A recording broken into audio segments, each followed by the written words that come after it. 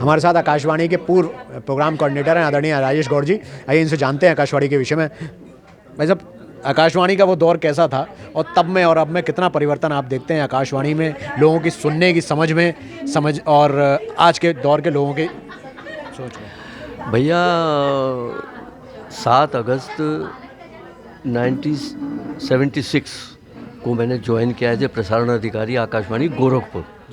उस टाइम ये होता था कि जब हम लोग निकलते थे तो लोग पहले से इंतज़ार करते रहते थे कि ये लोग निकल रहे हैं यार, इनको ज़रा देखें कैसे हैं। एक जुगानी भाई हुआ करते थे वहाँ पे जो कृषि प्रोग्राम देते थे वो, और एक सज्जन और होते तो बाद में इलेक्शन भी लड़ा और उसमें विजय भी हो गए वो, क्योंकि इतनी लोकप्रियता थी उस वक्त। कोई और दूसरा माध्यम इतना सशक्त नहीं था जितना आकाशवाणी था।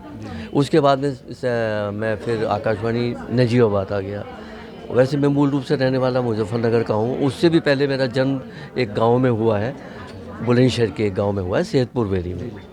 तो वहाँ आने के बाद में मैं वहाँ पर इतना अच्छा लगा मुझे नजीबाबाद में आकर के। उस टाइम आकाशवाणी का दौर था, कहाँ कहाँ के लोगों का उनका पत्र जो कहते थे अगर आपने हमारा नाम नहीं पढ़ा तो रेडियो तोड़ देंगे, फोड़ देंगे और आत्महत्या कर लेंगे, यहाँ तक कहते थे लिसनर्स। बड़े विकट लिसनर्स मैंने नहीं देखे। करीब 14 साल वहाँ रहा। इसके बाद में प्रमोशन पे एज ए प्रोग्राम अधिकारी यहाँ पर आया, बरेली में आया। बरेली के बाद में फिर मैं अल्मोड़ा रहा, यहाँ भी बरेली में बहुत लंबे पीरियड में रहा। अल्मोड़ा रहा, अल्मोड़ा के बाद में रामपुर, और रामपुर के बाद में सेवानिवृत्त हुआ मैं 2007 में। 2007 में? जी हाँ। लेकिन अब आप एक खास बात मैं अपने दर्शकों को बताना चाहूँगा। 15 अगस्त सन 1947 में आदरणीय राजेश गौड़ जी इस प्रकृति में आए थे, पृथ्वी पे आए थे जब भारत आज़ाद हुआ था। कितना अलग एक अलग दिन है वो। तब से लेकर आपने 2007 तक का ये जीवन जिया, और 2007 के बाद बरेली की आबो हवा में ऐसा क्या रस लिया कि राजेश जी बरेली में बस गए और लोगों की सेवा में लगे? ये एक बहुत बड़ी बात है, और सबसे बड़ी बात है उसका एकमात्र कारण है मेरी बेटी। मेरी बेटी यहाँ पर, मेरी इकलौती बेटी है, डॉक्टर अभिलाषा गौड़ सारस्वत। उसकी शादी भी यहीं हुई। इत्तेफाक से मेरी शादी भी बरेली में ही हुई। तो इसके बाद में क्या हुआ कि वो साहू राम स्वरूप में होम साइंस की HOD है। तो हम तो मुजफ्फरनगर लौट जाते रिटायरमेंट के बाद में। तो उन्होंने कहा कि डैडी यहीं पर रह जाओ। उसका मन, हमें कहा हमारा भी तो कोई नहीं है, तो हम यहाँ पे रह गए। और दूसरी बात ये है कि मैंने ये भी देखा तो सोचा कि अगर मैं लौटूंगा अपने गृहनगर लौटूंगा तो वहाँ पे मेरा कोई भी पहचान का नहीं होगा, सब निकल चुके होंगे। हाँ, कितनी नहीं, वहाँ कोई मिलेगा ही नहीं, सब निकल चुके होंगे, तो फिर अकेला रह जाऊँगा। और यहाँ पर एक इतना बड़ा समुदाय है, इतने प्यारे लोग हैं, इतनी ज़्यादा उठना बैठना जाना, बहुत व्यस्तताएँ हैं यहाँ पे, और हम सब जगह पहुँच ही जाते हैं किसी न किसी तरीके से। और मेरे पास तो आप समझिए साइकिल नाम की भी चीज़ नहीं है, 4 व्हीलर की तो बात ही छोड़िए, पहले चलता हूँ।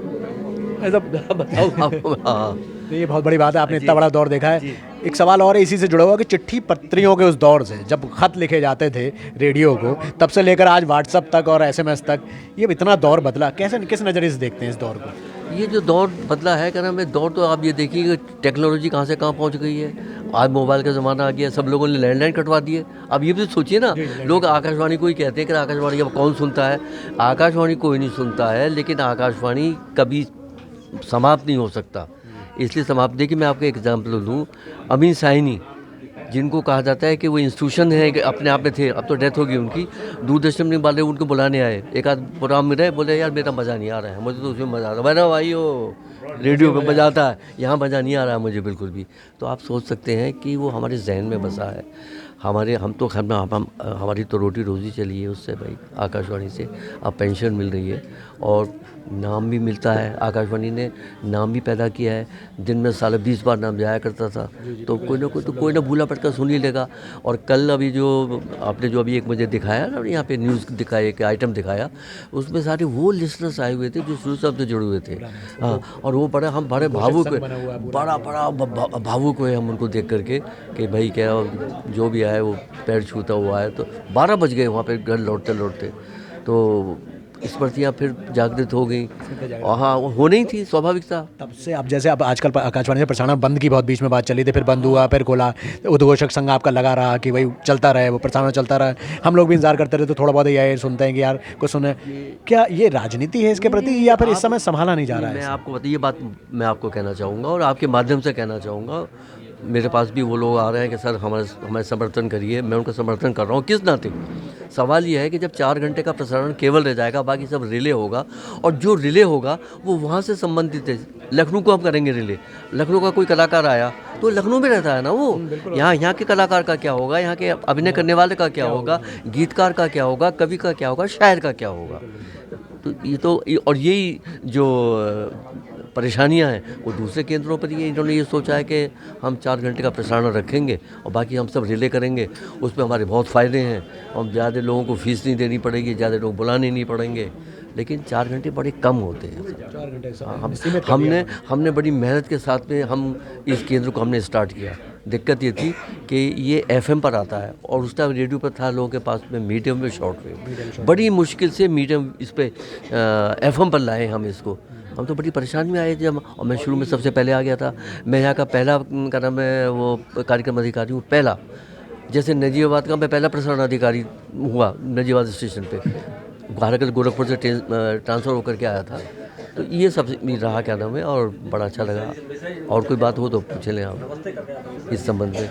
और जो जहाँ तक साहित्य की बात है, हम तो साहित्यकार लोग हैं, साहित्य की बात है, साहित्य में भी बड़ी गिरावट है। हाँ, बहुत गिरावट है। संगीत में भी गिरावट है। शास्त्रीय संगीत सुनने वाले कितने लोग हैं, बड़ी कान इधर उधर होने लगेंगे, समझे ना। और कितने लोग गायन के क्षेत्र में कितना कैसा गा रहे हैं, इन सबको कहीं ना कहीं प्लेटफार्म आकाशवाणी ने दिया। ऐसा नहीं लगता केवल वार्ता तक सीमित होकर रह गया आकाशवाणी? अब केवल वार्ता होती किसी को बिठा के? सब ऐसा वार्ता कोई नहीं सुनता, फ्रेंकली स्पीकिंग। और दिल्ली से भी एक बार एक आदेश आया था कि वार्ता 5 मिनट से ज़्यादा की नहीं होनी चाहिए। 15-20 मिनट ना बोले बोरिंग होती है। उसके बाद में उस वार्ता का रिपीटिशन होता है। मूल बात 5 मिनट में ख़त्म हो जाती है, फिर तो रिपीट, जैसे मैंने पहले कहा, जैसे मैंने अभी कहा, जैसे उसने कहा, ये होता रहता है। बहुत सारी चीज़ें होती है। तो 5 मिनट काफ़ी होते हैं वार्ता को। वार्ता सुनता भी कोई नहीं है आपको। लगता है कोई भविष्य है आकाशवाणी का? नहीं, भविष्य क्यों नहीं है साहब? क्या नाम है, देखिए क्या सूचना एवं प्रसारण मंत्रालय कुछ ये जो दूरदर्शन है, ये आकाशवाणी की संतान है, आपको मालूम होना चाहिए। तो बाप कौन हुआ? कितना भी आप जोर लगा देगा, आपको आप अपने बाप के नाम को मिटा देंगे क्या? बताइए। बाप के नाम पर, माँ के नाम पर लोग भावुक होते हैं, उन्हें मिटा कैसे सकते हैं? नहीं मिटा सकते हैं ना। ऐसी आकाशवाणी की बात स्थिति है। हम तो बहुत होपफुल हैं, बहुत लंबा पीरियड पार किया है अब तक। इसके बाद मैं बताया कि जब मैं 2007 में रिटायर हो गया, फिर दिल्ली से खबर आई कि इनको बुलाइए दोबारा से कॉन्ट्रैक्ट पे, और 13 साल रहा। उसके बाद 42 साल नौकरी की है, 32 साल परमानेंट, और उसके बाद कॉन्ट्रैक्ट पे। जी, 13 साल और? हाँ जी, मतलब टोटल 45 साल? जी हाँ। इतना लंबा सफर तय किया है मैंने आकाशवाणी में, तो मुझे एक चीज़ का मालूम है, ऐसा नहीं। आपका बहुत बहुत धन्यवाद। धन्यवाद आपका। ये थे आदरणीय राजेश गौड़दी, और हम लोगों ने इन्हें बचपन से सुना है और हम सब इनके फ़ैन हैं। हालांकि इनसे सवाल बहुत सारे हमारे पास पूछने के लिए, लेकिन वक्त चूँकि कीमती होता है, तो अभी हम इनको यहीं छोड़ रहे हैं। फिर कभी इनसे एक पूरी पुख्ता मुलाकात करेंगे, तो अब इनसे आकाशवाणी जुड़े हुए बहुत सारे पहलुओं के बारे में जानेंगे। धन्यवाद।